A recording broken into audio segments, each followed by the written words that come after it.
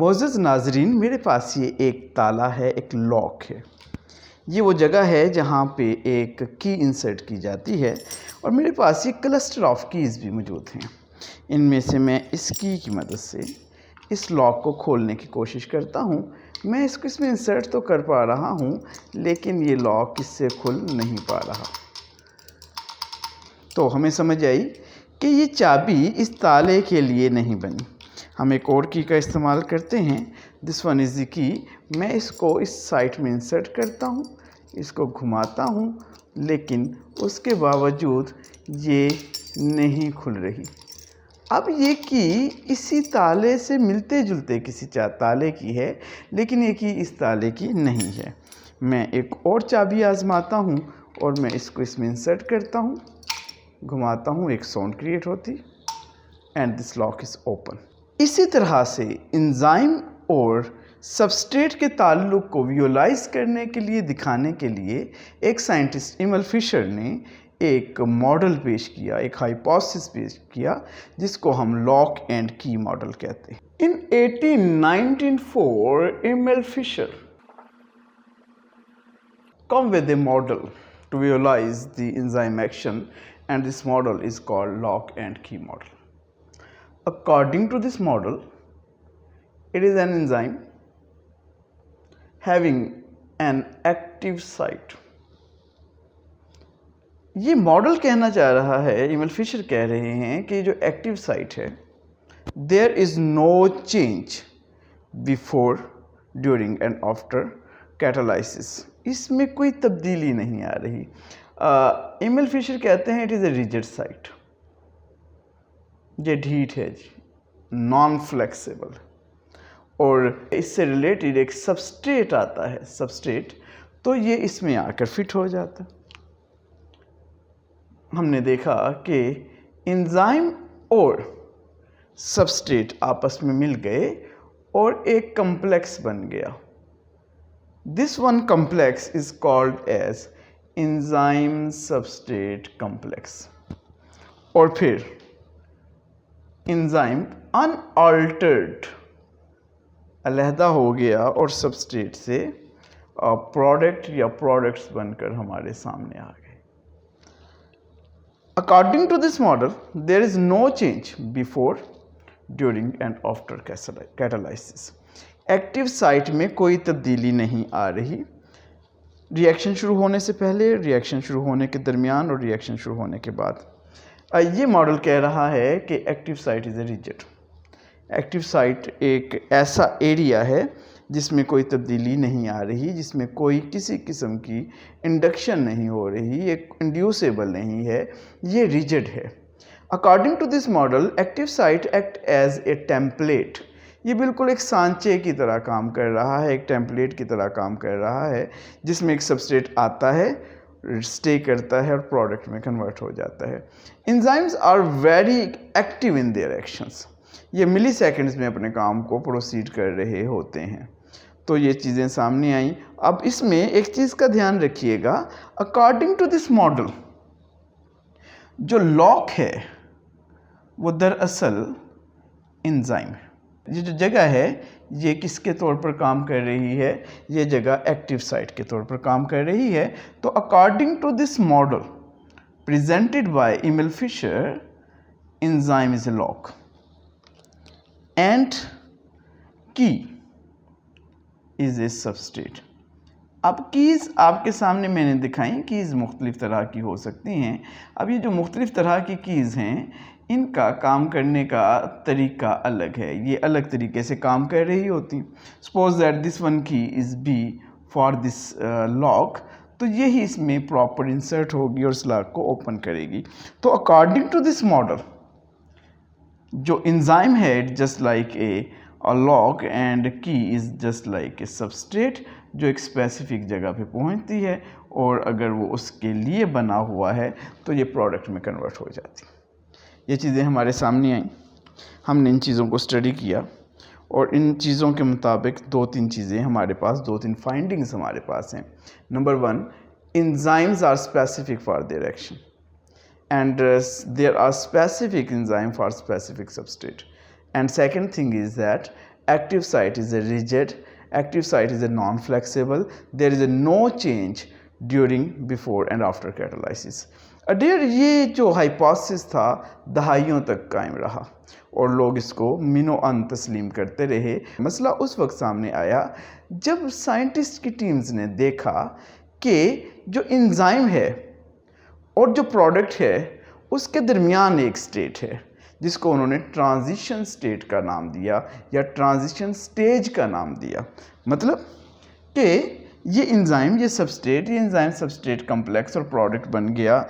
Scientist ने देखा, there was a finding कि जो एंजाइम और सबस्ट्रेट कम्प्लेक्स है उसके बाद एक और कम्प्लेक्स बन रहा है which is a transition stage.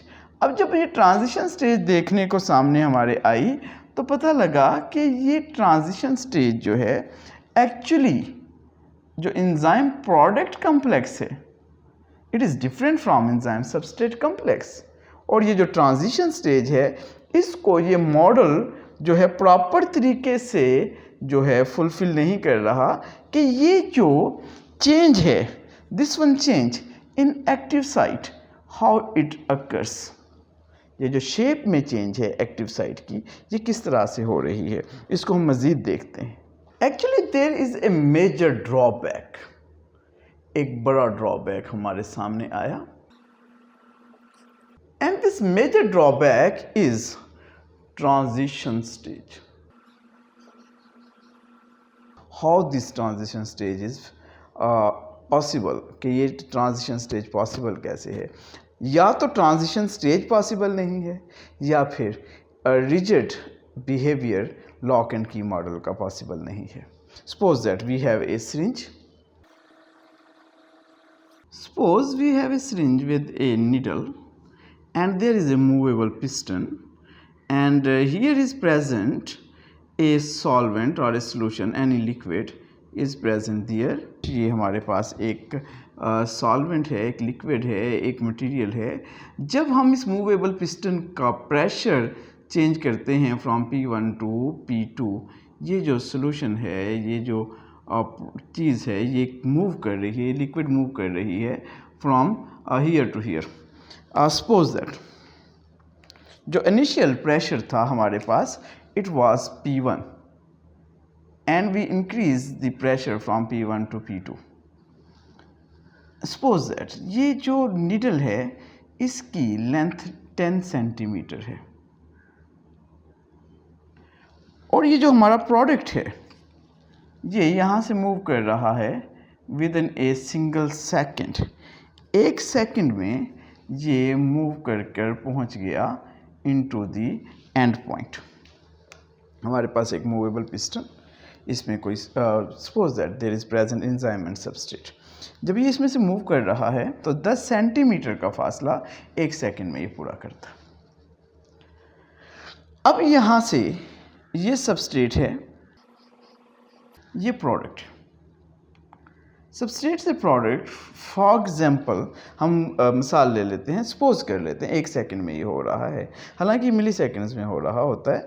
तो सबस्ट्रेट से प्रोडक्ट के दरमियान अगर हम कामयाब हो जाएं, सपोज दैट फ्रॉम हियर, अगर हम यहाँ से इसको जो है पोडिफाई कर लें और यहाँ से एक स्ट्रक्चर हम बाहर निकाल लें तो ये एंजाइम भी नहीं है, ये सबस्ट्रेट भी नहीं और ये प्रोडक्ट भी नहीं। जो हमने ये मिड से निकाला ये ना ही सबस्ट्रेट था, ये ना ही प्रोडक्ट था। लेट्स हैव अदर एग्जाम्पल और एन एक्सपेरिमेंट। एक ट्यूब हमारे पास ये है, एक ट्यूब हमारे पास ये है, इन दोनों को हमने ज्वाइन करवा दिया यहाँ से कहीं से, ये ज्वाइन करवा दिया है जी।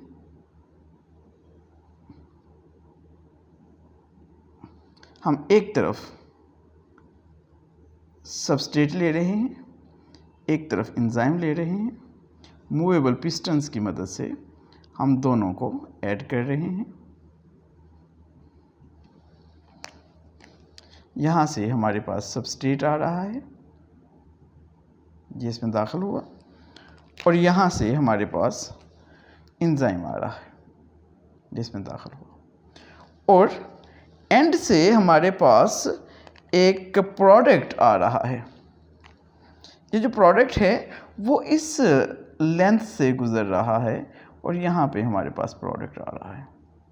हमने इसको मिड सेक्शन से हासिल किया, तो ये हमारे पास एक चीज़ आ गई which is called as transition stage. इस ट्रांजिशन स्टेज को नहीं फुलफिल कर पा रहा हमारा ये मॉडल। एक्चुअली लुक हियर कि ये एंजाइम है, सपोज दैट ये इसकी एक्टिव साइट है, ये ट्रांजिशन स्टेज है और ये प्रोडक्ट स्टेज, ये प्रोडक्ट स्टेज।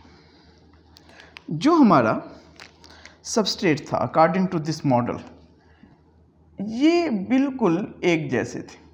ये एंजाइम आ गया, ये इसमें सबस्ट्रेट आ गया, लेकिन जो एंजाइम प्रोडक्ट कम्प्लेक्स है उसमें प्रोडक्ट जो ये ट्रांजिशन स्टेज है वो सपोज दैट इस तरह का कोई मॉलिक्यूल है। अब ये फुलफिल नहीं कर पा रहा इसका जो एक्टिव साइट है कि ये इसको किस तरह से इस तरीके से हम साबित कर सकें कि ये इसका प्रोडक्ट बन रहा था। और suppose that this one is a product. अब यहाँ पे आप कन्फिग्रेशंस देखिए, आप स्ट्रक्चर्स देखिए, दीज आर इंटायरली डिफरेंट। ये एक हमने हाइपोथेटिकल एक फर्जी मॉडल लिया कि it is a substrate, it is a transition stage and it is a product. हमारा एक्टिव साइट अगर वैसे का वैसा ही रह रहा है तो किस तरह से प्रोडक्ट बनकर सामने आएगा। It is the biggest drawback. 1894 में जो हाइपोथेसिस हमारे सामने आया वो सही चलता रहता अगर हमें ना पता चलता कि दरमियान में एक ट्रांजिशन स्टेज है जो 1930s में सामने आई। उस ट्रांजिशन स्टेज को फुलफ़िल करने के लिए और उसको सेटिस्फाइड करने के लिए फिर एक और साइंटिस्ट मैदान अमल में आए, उनका नाम जी हमारे पास कोशलैंड, और वो एक नए तरीके के साथ सामने आए, एक नया मॉडल उन्होंने पेश किया, induce fit model. Next lecture में इंशाल्लाह हम देखेंगे कि what is induce fit model. तब तक के लिए इजाज़त। अस्सलामु अलैकुम व रहमतुल्लाह।